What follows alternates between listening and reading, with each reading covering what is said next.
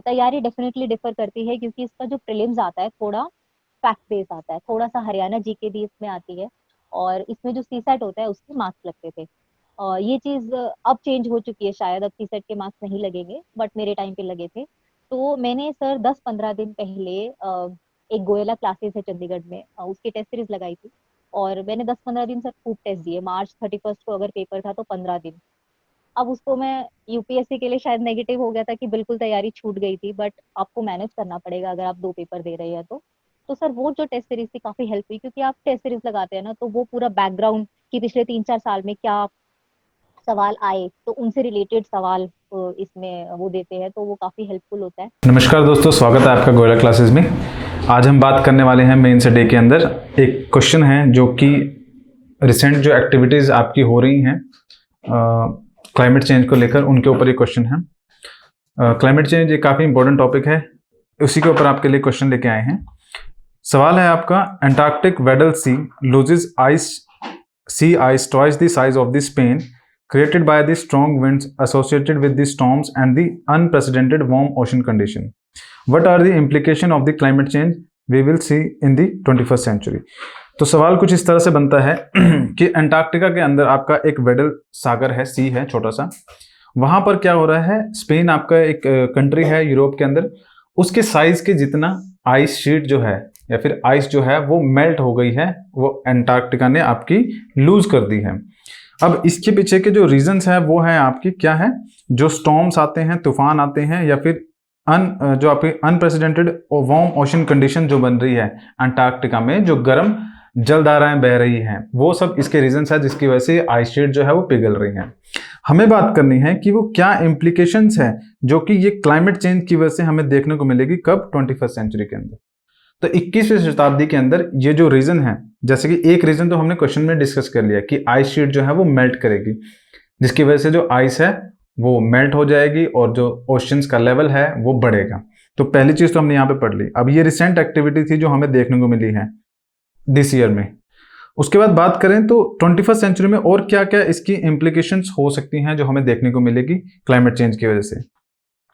तो चलिए शुरुआत करते हैं। आगे बढ़ने से पहले आप लोगों के लिए इन्फॉर्मेशन है कि हमारे गोयला क्लासेस की तरफ से HPSC 2023 का जो टीओ रेटियो का एग्जाम है उसके लिए हमारे कोर्सेज लॉन्च किए गए हैं। इसमें एक कोर्स है आपका जो 2999 के अंदर है। इसके अंदर आपको हमारे जितने भी वीडियो लेक्चर्स हैं वो सब मिल जाएंगे। हमारे वीडियो लेक्चर्स आपके जो मॉडर्न हिस्ट्री होगा, ज्योग्राफी, ऑडिट, इन सभी के ऊपर आपको देखने को मिल जाएंगे। अगर आप इस कोर्स को परचेज करना चाहते हैं तो आप हमारी वेबसाइट पर जा सकते हैं जो कि goilaclasses.com के नाम से है। आप हमारी ऐप को भी डाउनलोड कर सकते हैं जो प्ले स्टोर पे गोयला क्लासेस के नाम से आपको मिल जाएगी। चलिए शुरुआत करते हैं। देखिए सबसे पहले ये आपका अंटार्कटिका है। अगर मैं अर्थ की बात करूं, अर्थ में 2 पोलर एरियाज हो गए, एक नॉर्थ में एक साउथ में हो गया। तो ऊपर वाला जो है वो आपका आर्कटिक कहलाता है और नीचे वाला आपका अंटार्कटिक कहलाता है। ये 2 ऐसे एरिया है जहां पर परमानेंटली आपको आइस देखने को मिलेगी थ्रू आउट द ईयर। पूरे 12 महीने आपको आइस देखने को मिलेगी।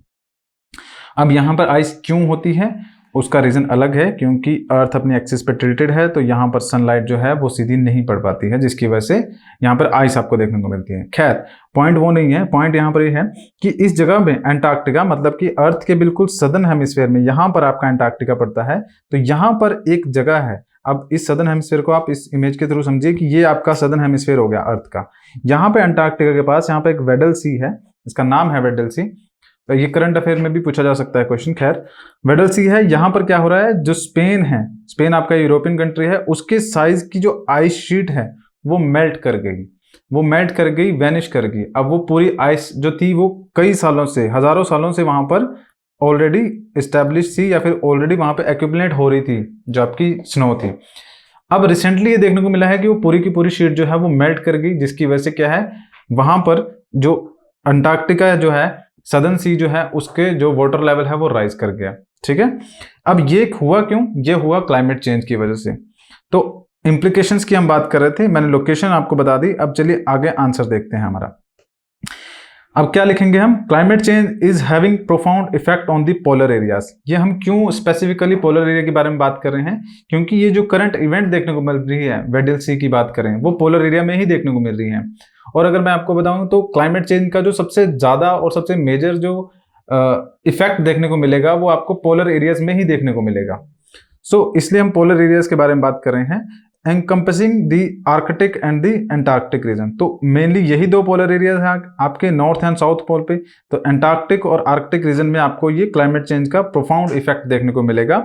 The 21st century is expected to witness a wide range of the implication associated with the climate change in this region। यहाँ पर इन रीजन्स में ये सबसे ज्यादा देखने को मिलेगा। From the melting of the ice to rising the sea level. अब पोलर एरिया की अगर हम बात कर रहे हैं तो वहां पर क्या होगा, सबसे पहले आइस मेल्ट करेगी और उसकी वजह से क्या होगा, जो आपका सी लेवल है वो इंक्रीज करेगा। अब इन दोनों चीजों की वजह से क्या होगा, इकोलॉजिकल डिस्टर्बेंस जो होगी वो देखने को मिलेगी, डिस्ट्रप्शन होंगी। This impact have for reaching consequences for both environmental and the human societies. अब देखिए, मैं जैसे आंसर की बात कर रहा हूं तो इसमें मैं कह रहा हूं कि पोलर एरियाज में आपको देखने को मिलेगा, बट इसका मतलब आप बिल्कुल भी ये मत समझिएगा कि पोलर एरिया में अगर कोई इफेक्ट होगा, कोई चीज होगी, तो उसका इफेक्ट हमें जो अर्थ है उसके दूसरी जगहों पे देखने को नहीं मिलेगा। डेफिनेटली देखने को मिलेगा। तो पोलर एरिया में ये चीज सबसे ज्यादा प्रोफाउंड है, लेकिन इसका जो इम्पैक्ट है वो आपके अदर एरियाज, चाहे वो इक्वेटोरियल है, ट्रॉपिकल है, टेम्परेट रीजन है, वहां पर देखने को मिलेगा। और ये जो इम्प्लीकेशंस होंगे ये इन्वायरमेंटल भी है और साथ में ह्यूमन जो है उनको भी इफेक्ट करेगी। बात करें क्या क्या चीजें जो है इम्प्लीकेशन जो होंगी इसकी वजह से। सबसे पहले melting of the ice. The polar region are experiencing rapid ice loss in the Arctic, sea ice extent and thickness have significantly declined। देखिए, पोलर एरिया में होता क्या है कि आइस की जो शीट होती है वो काफी मोटी होती है। कई 100 मीटर्स जो है आपको मोटी आइस शीट देखने को मिलेगी, उसके नीचे बहुत नीचे जाके आपको वाटर देखने को मिलेगा। तो ये जो आइस शीट है ये कई हजारों लाखों सालों से वहां पर प्रेजेंट है। अब ये क्या हो रही है, पहले तो इसकी थिकनेस कम हो रही है, ऊपर ऊपर की जो आइस है वो मेल्ट करना स्टार्ट कर रही है, जिसकी वजह से वो थिकनेस जो है वो कम होती जा रही है। और जो इसका एक्सटेंट है, एक्सटेंट मतलब कि आर्कटिक, जैसे मैं बात कर रहा था ये आर्कटिक है, तो अगर मैं आपको एग्जांपल के लिए बात करूं तो यहाँ पर इस पूरी लाइन के अंदर आपको आर्कटिक देखने को मिल रहा है, बट ये जितना आर्कटिक है ये हमेशा से इतना नहीं था। पहले इसका साइज जो है वो इतना देखने को मिलेगा, आपको इतना साइज होता था। अब यहां से क्या हुआ, आपकी आइस जो है वो सारी मेल्ट कर गई, तो ये सारा हिस्सा जो है वाटर में कन्वर्ट हो गया। अब बीच का जो हिस्सा है वो आपका एज अ आइस आपको देखने को मिल रहा है यहाँ पर। So Antarctica is also witnessing the melting of ice shelves, glacier contributing to the rising sea level. और जो इसकी वजह से सी लेवल भी राइज कर रहा है। जब आइस मेल्ट करती है तो कुछ इस तरह से नजर आती है। ये देखिए आइस है, ठीक है, ये पूरा आइस का बना हुआ है। जब मेल्ट करेगी तो यहाँ पर वाटर भी देखने को मिलेगा और आइस जो होगी वो डिस्पर्स करेगी, मतलब मेल्ट होने के बाद अलग अलग डायरेक्शन में जाना बहना शुरू कर देगी। अब इसकी वजह से होगा क्या, सेकंड चीज आपको देखने को मिल रही है राइजिंग सी लेवल। हमने दो चीजें स्टार्टिंग में बात कर ली कि मेल्टिंग ऑफ द आइस होगी बहुत जरूरत से ज्यादा, और उसके बाद सी लेवल जो है राइज करेगा। Melting of the land based ice in Antarctica and the Greenland contribute to the global sea level rise. पूरी विश्व का जो जितने भी आपके महासागर हैं उनका जो लेवल है वो इंक्रीज करेगा। लेवल का मतलब ये होता है कि अगर अभी ओशन का लेवल, अगर लैंड के कंटेक्स्ट में आपको बताऊं, मान लीजिए ये जमीन है, ठीक है, और यहां पर इस पॉइंट तक आपको क्या है, जो ओशन वाटर है वो देखने को मिल रहा है। लाइन के यहां तक आपको ओशन वाटर है। जब वो ओशन वाटर जो है वो इंक्रीज करेगा तो वो इतने हिस्से में आ जाएगा, अब वो यहां तक कवर करेगा। अब ये वाला जो पॉइंट है, क्या पता यहां पर बहुत सारे ह्यूमन सेटलमेंट्स हो तो वो सारी पानी के अंदर डूब जाएगी। तो ये होता है जब आइस जो सी लेवल है वो राइज करता है। As ice sheets and the glacier melt, more water is added to the ocean. जो समुद्र है उनके अंदर बहुत ज्यादा पानी बढ़ता है जब जो बर्फ है आपकी पिघलती है। Rising sea level pose threat to the coastal communities. अब जो तटीय क्षेत्र में जो लोग रहते हैं उनको काफी ज्यादा थ्रेट जो है वो देखने को मिलता है इस चीज की वजह से। Increasing the rise of the flooding, erosion and loss of the crucial habitats and the ecosystem. किस किस चीज में देखने को मिल रहा है, सबसे पहले फ्लडिंग होगी, मतलब बाढ़ जैसी स्थिति देखने को मिलेगी। इरोजन होगा, कटिंग होगी, जो कोस्टल एरियाज है वहां पर जमीन कटेगी वाटर की वजह से, तो वो इरोजन देखने को मिलती है। क्रूशियल हैबिटेट्स जो है उनके ऊपर, इकोसिस्टम के ऊपर इफेक्ट देखने को मिलता है। ये आप एक इमेज है, इसे ध्यान से देखिएगा। यहाँ पर आप क्या नोटिस करेंगे कि सी लेवल राइज होने की वजह से जो घर थे यहाँ पर बने हुए वो सारे सबमर्ज हो गए हैं। तो कुछ इसी तरह का जो नज़ारा है देखने को मिलेगा अगर जो ग्लेशियर्स हैं आपके, जो ये अंटार्कटिका और आर्कटिक में जो ग्लेशियर्स है वो अगर मेल्ट करते रहते हैं, अगर वो आइस शीट मेल्ट करती रहती हैं, तो इस तरह से कुछ स्ट्रक्चर देखने को मिलेगा। नेक्स्ट अगर बात करें इकोसिस्टम डिस्ट्रप्शन, इकोसिस्टम कैसा होगा, अगर हम पोलर एरियाज की बात कर रहे थे, पोलर एरियाज में कैसा इकोसिस्टम होगा। वहां पर ऐसा तो नहीं है कि वहां पर किसी तरह के एनिमल्स नहीं है, वहां पर एनिमल्स भी है, वहां पर आपकी वेजिटेशन भी होती है। खैर वेजिटेशन बहुत कम है और एनिमल्स भी आपके बहुत कम देखने को मिलते हैं comparatively to any other areas, चाहे वो ट्रॉपिकल हो टेम्परेट हो। बट हाँ, वहां पे इकोसिस्टम जरूर है। जैसे कि पोलर बियर्स के बारे में आपने सुना होगा। पोलर बियर्स क्या है, एक इंपॉर्टेंट इकोसिस्टम के अंदर जो चेन है उसके अंदर इंपॉर्टेंट रोल प्ले करते हैं। Polar ecosystem are highly sensitive to the climate change. As temperature rise, there are alteration in the timing and duration of the seasons, affecting the life cycle of the planets, animals and the microorganism. अब climate change की वजह से क्या हो रहा है, alteration हो रही है टाइमिंग के अंदर या ड्यूरेशन ऑफ द सीजन्स के अंदर। एक इंपॉर्टेंट बात है, आप खुद ऑब्जर्व करके देख सकते हैं। अगर आप ऑब्जर्व करेंगे पिछले कई डिकेड्स का डाटा, अगर आप मान लीजिए पिछले 50 साल का अगर आप डाटा उठा के देखेंगे, 50 या 70 100 सालों का, तो आप क्या देखेंगे कि जो सीजन्स होते थे उनकी टाइमिंग फिक्स हुआ करती थी कि सीजन जो आपकी सर्दियां स्टार्ट हो रही है वो अक्टूबर सितंबर से स्टार्ट हो जाएंगी और उसके बाद वो जनवरी फरवरी तक खत्म हो जाएंगे। लेकिन अब क्या देखने को मिल रहा है कि जो एक्चुअली में जो विंटर्स आ रही हैं, जो सिवियर विंटर्स होते हैं जिसमें हमें फील होता है कि हाँ विंटर्स आ गई हैं, सर्दियां, वो आपकी नवंबर लास्ट में स्टार्ट होती हैं और वो टाइम पीरियड इंक्रीज कर रहा है आगे की तरफ को, और वो आपको मार्च के लास्ट तक देखने को मिलेगी। मार्च के लास्ट इवन अप्रैल तक, आपको मिड अप्रैल तक आपकी विंटर्स ही देखने को मिलती है, टेम्परेचर कम होता है। अब ये शिफ्ट हो रहा है, पहले ऐसा तो नहीं होता था, पहले जो मंथ थे आपके पीछे की तरफ हुआ करते थे। तो सीजनल जो शिफ्ट हो रहा है उसके ऊपर, उसकी वजह से क्या होता है, ह्यूमंस के ऊपर इफेक्ट तो पड़ता ही है, लेकिन जो आपका पोलर एरियाज है वहां का जो इकोसिस्टम है, प्लांट्स हैं, एनिमल्स हैं, उनके ऊपर भी इफेक्ट देखने को मिलता है। Affecting the life cycle of the plants, animal and the microorganisms. Such disruption can lead to the ecological imbalances. इससे ecological imbalances देखने को मिल सकते हैं। Affecting predator-prey relationship, species distribution and overall biodiversity. इसका मतलब क्या है कि इकोसिस्टम में क्या होता है, एक चेन होती है जिसमें आपकी, जैसे बात करें पोलर बियर है, वो किसी चीज को खाएगा और पोलर बियर का शिकार कोई और करेगा, उसका शिकार कोई और करेगा, तो एक चेन बनती है।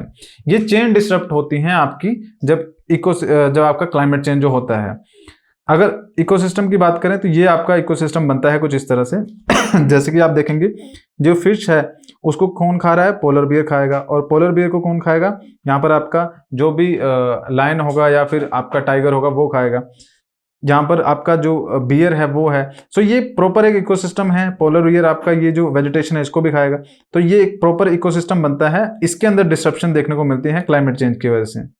Loss of the biodiversity, the unique biodiversity of the polar reason. Polar region मैंने कहा आपको कि वेजिटेशन होगी जरूर, बहुत कम होगी लेकिन होगी जरूर। अब वो जो कम है वो यूनिक है अपने आप में, क्योंकि वो और कहीं भी आपको वर्ल्ड में देखने को नहीं मिलेगी। तो ये पोलर रीजन की जो यूनिक बायोडाइवर्सिटी है वो रिस्क पर है due to the climate change. Iconic species such as the polar bears, अगर बात करें जो आपके पोलर एरियाज में जो बियर्स रहते हैं, या फिर पेंगुइन्स की बात करें, सील्स की बात करें, आर्कटिक मैराइन मैमल्स की बात करें, इनको काफी ज्यादा चैलेंजेस फेस करने को मिलते हैं। क्यों? अगर आइस शीट मेल्ट कर रही है या फिर आइस मेल्ट कर रही है तो उसका मतलब क्या होगा कि वहां पर टेम्परेचर इंक्रीज कर रहा है।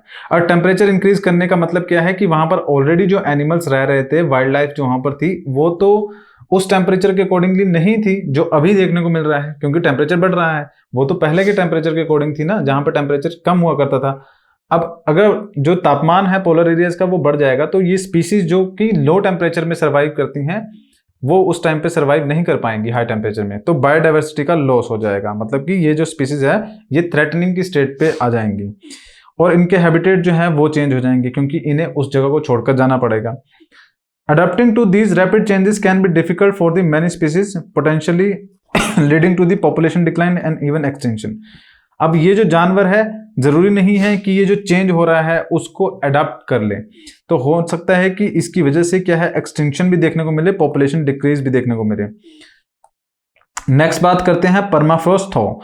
Warmer temperature can are causing the thawing of the permafrost frozen ground present in the Arctic and the sub Arctic region. देखिए परमाफ्रोस्ट थॉ का मतलब क्या है, इसको बाइफरकेट करेंगे तो हम क्या पढ़ेंगे इसे, परमानेंट फ्रोस्ट। तो ऐसा हिस्सा जहां पे परमानेंट फ्रोस्ट देखने को मिलते हैं उसको बोलते हैं परमाफ्रोस्ट थॉ। अब होता क्या है, जैसे आर्कटिक एंटार्कटिक का रीजन है, वहां पे परमानेंट स्नो है आपकी, ठीक है, फ्रोस्ट जो है वो जमी हुई है। वैसे स्नो और फ्रोस्ट में डिफरेंस होता है, बट फिलहाल के लिए आप इतना समझिए कि वहां पर परमानेंट आपकी स्नो जमी हुई है। अब अगर टेम्परेचर ज्यादा इंक्रीज करेगा तो वो आइस जो है वो मेल्ट करेगी। मेल्ट करने की वजह से क्या होगा, जो बीनीथ जो उसके सरफेस थी, उसके नीचे की जो जमीन थी वो एक्सपोज हो जाएगी। वो एक्सपोज होगी तो क्या होगा, अब एक्सपोजन की वजह से क्या होगा, ये जो आइस आपकी मेल्ट कर रही थी तो वाटर में कन्वर्ट होगी। अब वो जो जमीन थी उसके साथ जो पानी है वो मिक्स करेगा और उसको बहा के ले जाएगा। कुछ इस तरह का स्ट्रक्चर आपको देखने को मिलेगा। ये आपके जो यहाँ पर पहले क्या होगी, स्नो होगी, लेकिन स्नो के मेल्ट करने के बाद ये जमीन जो है एक्सपोज होगी और ये जो वाटर था, जो स्नो ही आपका बाद में वाटर बना था, वो उसको मेल्ट करके आगे बहा के ले जाएगी। तो इसको बोलते हैं परमाफ्रोस्ट हो, कि एक ऐसा हिस्सा जहां पे परमानेंटली स्नो जमी रहती है वो मेल्ट कर जाएगी स्नो, और उसके नीचे की जो जमीन है वो उस वाटर के साथ मिक्स होकर इरोजन होना शुरू हो जाएगा। अब देखिए इसकी वजह से हो क्या रहा है, इसकी वजह से मीथेन की जो प्रोडक्शन है वो ज्यादा हो रही है।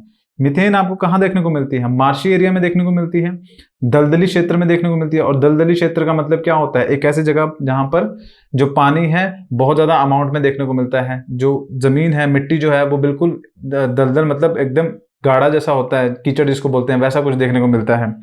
तो ये परमाफ्रोस्ट थ्रो वही एक कंसेप्ट है। वार्मर टेम्परेचर से क्या होगा, परमाफ्रोस्ट थ्रो जो होगा मतलब कि ये जो परमानेंट एरिया जहां पे बर्फ जमी रहती है वहां पे मेल्ट करेगा। फ्रोजन ग्राउंड जो होंगे वो आपके मेल्ट करेंगे आर्कटिक और सब आर्कटिक रीजन में। ये जो थॉ है रिलीज करेगी significant amount of the carbon dioxide और मीथेन।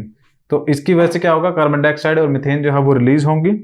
पोटेंशियल ग्रीन, ये ग्रीन हाउसेज गैसेज हैं आपकी वैसे, into the atmosphere further exacerbating the global warming. और इससे क्या होगा, जो ग्लोबल वार्मिंग है वो और ज्यादा बढ़ेगी। थॉइंग permafrost also result in the ground instability. Instability obviously होगी जब यहाँ पर आपका ये ग्राउंड जो है वो आगे की तरफ बहेगा बाढ़ के तौर पे, तो जो इंस्टेबिलिटी है वो देखने को मिलेगी आपको। नेक्स्ट अगर बात करें तो changes in the ocean circulation, ये भी काफी ज्यादा इंपॉर्टेंट इंप्लीकेशन देखने को मिलेगी। ओशन सर्कुलेशन क्या है, परमानेंट जो आपकी विंड्स हैं उनके अकॉर्डिंगली ही आपके ओशन करंट्स जो है वो मूव करती हैं। परमानेंट जो विंड्स हैं, ये प्लानिटरी विंड्स का एक टॉपिक है, उसके अंदर हम पढ़ाते हैं या फिर उसके अंदर हम सीखते हैं कि किस तरह से आपकी जो विंड्स हैं वो मूव करती हैं, और उन विंड्स की वजह से किसी भी जो एरिया है वहां का टेम्परेचर इन्फ्लुएंस होता है। तो अगर हवा चल रही है ओशन के ऊपर तो जिस डायरेक्शन में वो जा रही है उसी डायरेक्शन में नीचे का पानी भी जाएगा। अगर वो हवाएं जो हैं उनकी डायरेक्शन चेंज हो जाती है तो उसकी वजह से ओशन करंट का टेम्परेचर, ओशन करंट की डायरेक्शन भी चेंज हो जाएगी। और अगर ओशन करंट की डायरेक्शन चेंज हो जाएगी, मान लीजिए कोई ओशन करंट है जो कि अगर हम बात करें ये आपका अमेरिका, ये आपका साउथ अमेरिका, साउथ यहाँ से जो साउथ अमेरिका है वहां से मूव करती है और यहाँ पे यूरोप है, इस डायरेक्शन में जाती है। तो ओशन करंट क्या करती है ना, जिस डायरेक्शन में जा रही होती है, मान लीजिए उसका जो ओरिजिन है साउथ अमेरिका से हुआ तो यहाँ पर तो गर्मी है, लेकिन जैसे वो यूरोप में जाएगी वहां पर ओशन के टेम्परेचर को कम करेगी और वहां पे टेम्परेचर जो होगा वो कम हो जाएगा, तो जिसकी वजह से क्लाइमेटिक कंडीशन डिफरेंट होगी। अब ये करंट जो है मूव कर रही थी जो परमानेंट विंड्स हैं उनके अकॉर्डिंगली। अगर परमानेंट विंड की डायरेक्शन ही उल्टी हो जाए तो यहाँ पे क्या होगा, अब ये जो ओशन करंट जा रही थी यूरोप की तरफ अब ये नहीं जाएगी, तो उससे क्लाइमेटिक कंडीशन में फर्क आएगा यूरोप की।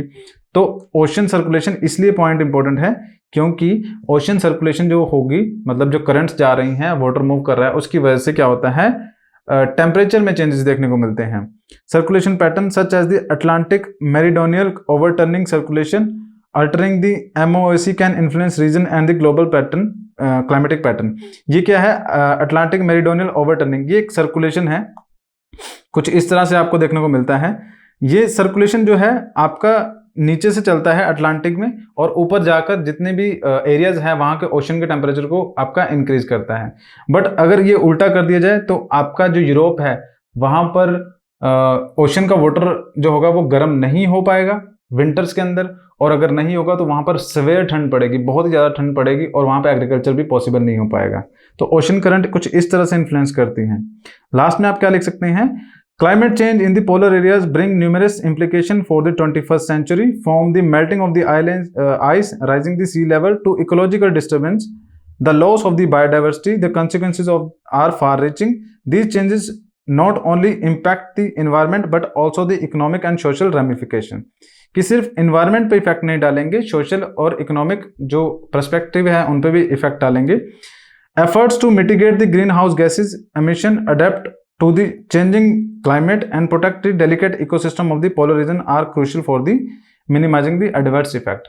कि ये सब चीज़ें जो आपकी हो रही हैं, ग्रीन हाउस गैसेज की इमिशन हो रही है और जो क्लाइमेट चेंज हो रहा है इसको कम करने के लिए, जो इकोसिस्टम आपका घट रहा है उसको कम करने के लिए हमें क्या करना पड़ेगा, ये जो एडवर्स इफेक्ट्स हैं क्लाइमेट चेंज के, उनको रोकना पड़ेगा और उसके लिए हमें क्लाइमेट चेंज के ऊपर फोकस करना पड़ेगा। By taking proactive measures we can strive to safeguard this unique and fragile region while mitigating the broader impacts of the climate change on the global scale। तो हमें क्या करना पड़ेगा, ये जो पोलर एरियाज हैं इनकी प्रोटेक्शन के ऊपर खास जो पॉलिसीज है वो लेके आनी पड़ेगी। जो एक इंडिविजुअल है उसको क्या करना पड़ेगा अपने तौर पर, चाहे वो किसी कंट्री का प्राइम मिनिस्टर हो, प्रेसिडेंट हो, क्योंकि यही जो है पॉलिसीज की फॉर्मेशन करते हैं, तो इनको ध्यान देना पड़ेगा कि किस तरह से हम पोलर एरिया जो है उसको प्रिजर्व कर सकते हैं, वहाँ की जो बायोडाइवर्सिटी है उसको प्रिजर्व करने का काम कर सकते हैं। तो आप इस तरह से जो क्वेश्चन है अपना अटेम्प्ट करेंगे। तो मेरे ख्याल से आपको चीज़ें समझ में आ गई होगी। अगर आप हमारे लेक्चर्स की पीडीएफ चाहते हैं या स्टडी मटेरियल वगैरह चाहते हैं तो आप क्या कर सकते हैं, हमारी गोला क्लासेस के नाम से एप्लीकेशन है, प्ले स्टोर से उसे डाउनलोड कर सकते हैं। अगर मैं कोर्सेज की बात करूं तो कौन कौन से कोर्सेज हम प्रोवाइड कर रहे हैं, ऑफर कर रहे हैं, तो एक कोर्स है आपका 2999 का, सेकंड है आपका 7999 का। जो 2999 का है उसके अंदर आपको लेक्चर्स मिल जाएंगे, और जो आपका सेकंड 7999 का है इसके अंदर आपको कंप्लीट लेक्चर्स मिल जाएंगे, पीडीएफ मिल जाएगा, स्टडी मटेरियल मिल जाएगा, और इसमें आपका अकाउंट्स वाला जो पोर्शन है वो भी इंक्लूड है। सो ये आपके लिए ज़्यादा फायदेमंद रहेगा। सो ये जो आपके लेक्चर्स जिसकी मैं बात कर रहा हूँ 2999 वाला, उसमें आपका ये प्रीमियम लेक्चर और स्टडी मटेरियल है, और 7999 में आपको टेस्ट सीरीज भी साथ में मिल जाएगी। टेस्ट सीरीज के अंदर आपके काफ़ी क्वेश्चंस होंगे जो आपको हेल्प करेंगे एग्जाम की प्रिपरेशन में। टेस्ट सीरीज की अगर बात करें तो देखिए कुछ इस तरह से आपको टेस्ट सीरीज प्रोवाइड की जाती है। ये ऑलरेडी मोहित राठी जी हैं, उनकी टेस्ट सीरीज जो हमारे पास टेस्ट जो है हमारे पास चेक होने के लिए आया था, ये अभी ATO हैं। कुछ इस तरह से टेस्ट चेकिंग की जाती है, उसके बाद हमारे टीचर्स के द्वारा रिमार्क्स दिए जाते हैं। आपकी भी जो कॉपी चेकिंग होगी कुछ इस तरह से ही होगी।